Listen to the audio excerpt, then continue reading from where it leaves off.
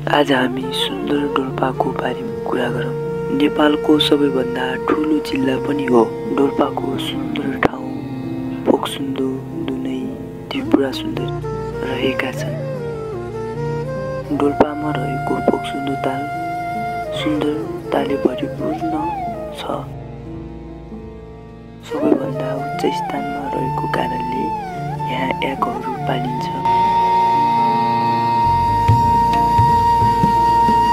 नेपालको एउटा पर्यटकीय स्थल पनि। यस ठाउँमा प्राकृतिक मनोरञ्जन पनि लिन सकिन्छ र यहाँ भेडा, बाख्रा, च्याङ्ग्रा सम्पूर्ण जनावरहरू पनि छन्। यो ठाउँ विकट भएका कारणले घोडामा सामानहरू सारिन्छ।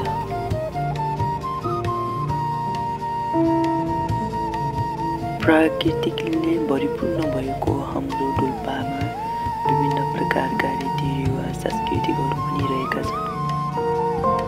प्रशस्त रूपमा पाउने अन्न नै फोक्सुन्डोमा आलु रहेछ।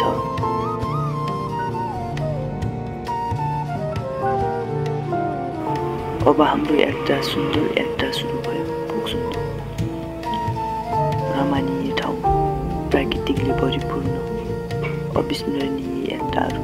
फोक्सुन्डो सबैभन्दा अग्लो स्थानमा रहेको ताल, नीलो दह अनि हाम्रो मनै लोभ्यो। विकट भएका कारणले यस स्थानमा पर्यटकहरूको धेरै आवत जावत भएको छैन।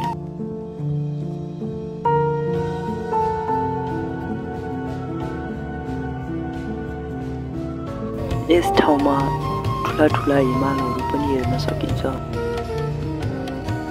यस ठाउँबाट एर्सागोमा खोज्न पनि जान सकिन्छ।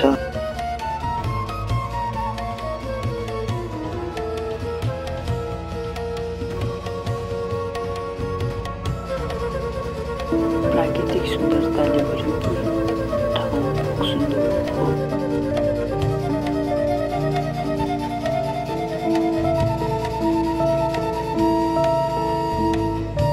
जताततै याकहरूको बथानहरू पनि देख्न सकिन्छ। डोल्पामा भारी बोक्ने काम याक र खच्चर घोडाहरूले गर्छ। यो दुनै बजार, डोल्पाको सदरमुकाम। टिकट भए तापनि दुनै बजारमा ठुलो बस्ती बसेको छ।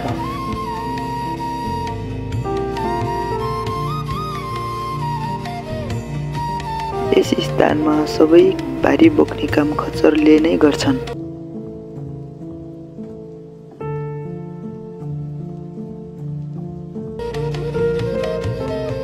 यो हो त्रिपुरा सुन्दरी मन्दिर। यो मन्दिरमा धेरै विश्वास र आस्थाहरू राखेर टाढाबाट पूजा गर्न आइन्छ।